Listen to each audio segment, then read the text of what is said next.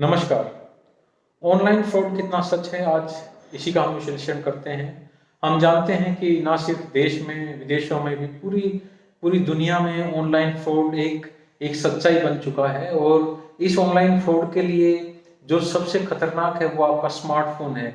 Smartphone कितना खतरनाक है यह आप सोच भी नहीं सकते हैं, क्योंकि स्मार्टफोन को जिस तरीके से हम इस्तेमाल करते हैं बेपरवाह होकर, वही हमारे ऑनलाइन फ्रॉड का एक जरिया हैकर्स के लिए बन जाता है। स्मार्टफोन, इंटरनेट और सोशल मीडिया ने हमारी जिंदगी को पहले से और भी मनोरंजक और आसान तो बना दिया है, लेकिन इससे फ्रॉड यानी धोखाधड़ी और जालसाजी भी पहले से अधिक बढ़ गई है।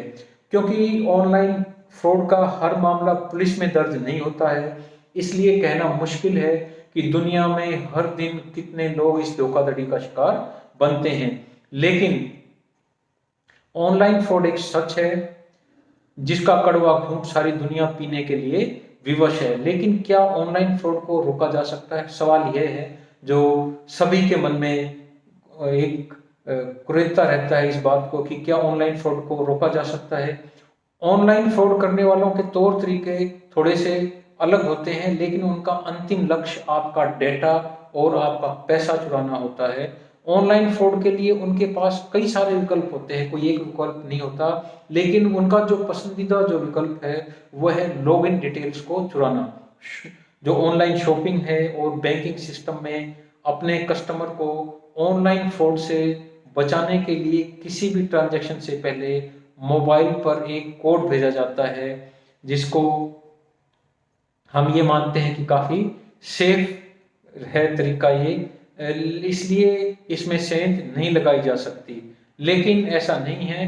टेलीकॉम सर्विस प्रोवाइडर हैं, वो जिनकी आप सेवाएं ले रहे हैं, उसके बारे में यदि आप ट्विटर या सोशल मीडिया पर कहीं भी शिकायत करते हैं या कुछ और लिखते हैं, उससे मुझे पता चल जाता है कि आपके मोबाइल में किस कंपनी की सिम है और वो नंबर जिस पर ट्रांजैक्शन के लिए वेरिफिकेशन कोड आता है, ऐसे में उस कंपनी की साइबर सिक्योरिटी में सेंध लगाकर इस बात का एक्सेस मैं ले सकता हूं यदि मैं हैकर हूं। जो आपको वेरिफिकेशन कोड भेजा गया है वो मेरे पास आ जाएगा।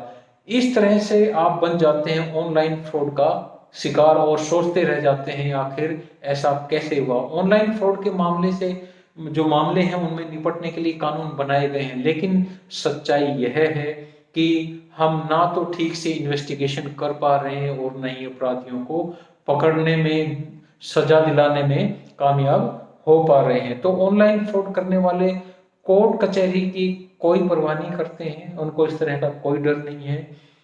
ये वो अपराधी हैं जो दुनिया में किसी भी कोने में बैठकर दुनिया के किसी भी हिस्से में मौजूदा अपने शिकार को आराम से निशाना बना सकते हैं। ऑनलाइन फ्रॉड के जरिए चुराई गई रकम साइबर जगत में घूमकर आखिरकार कहाँ पहुंची, इसका पता लगाना भी बहुत मुश्किल है। और यही वजह है कि इस तरह के ज़्यादातर मामलों में केस कभी भी सॉल्व नहीं हो पाते हैं। इसके विपरीत ऑनलाइन फ्रॉड करने वालों के लिए ये काम बिना लागत और कम जोखिम वाला और साथ ही साथ बड़े मुनाफा वाला भी है, क्योंकि इसमें दूर बैठकर दुनिया के किसी भी कोने में बैठकर आप ऑनलाइन फ्रॉड कर सकते हो। लागत आपके पास क्या है, कॉस्ट, वो आप जानते ही हैं। छोटी सी इंफॉर्मेशन आप पता नहीं किस तरीके से एक हैकर किस प्रकार हैक करके ले लेता है और उससे पता नहीं कितना ही आपका डेटा चुराता है और कितना ही आपका अकाउंट से पैसा निकाल लेता है और दूसरे अकाउंट्स में भेज देता है या ऑनलाइन शॉपिंग कर लेता है। कई तरह के इसमें फ्रॉड्स हैं। तो इस प्रकार हम कह सकते हैं कि ऑनलाइन फ्रॉड अब एक सार्वभौमिक समस्या हो गई है, यूनिवर्सल प्रॉब्लम है। विश्व के हर कोने में यह प्रॉब्लम है। हर हाथ में स्मार्टफोन और सोशल मीडिया के बढ़ते चलन ने दुनिया को मानो डिजिटल पंख लगा दिए हैं, जिसमें फ्रॉड के तौर तरीके भी डिजिटल हो गए हैं। लेकिन फिर भी सही जानकारी, पर्याप्त सावधानी और कॉमन सेंस आपकी मेहनत की कमाई को लुटने से बचा सकती हैं।